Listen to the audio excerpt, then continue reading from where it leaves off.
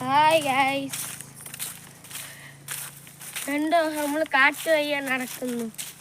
ഇത് ജ്യൂസ് ഉണ്ടോ പോലെ കണ്ടോ ഗൈസ്.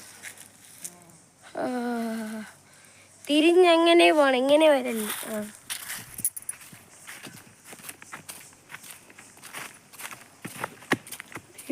മൊത്തം മരത്തിന്റെ പേരാണ് കണ്ട.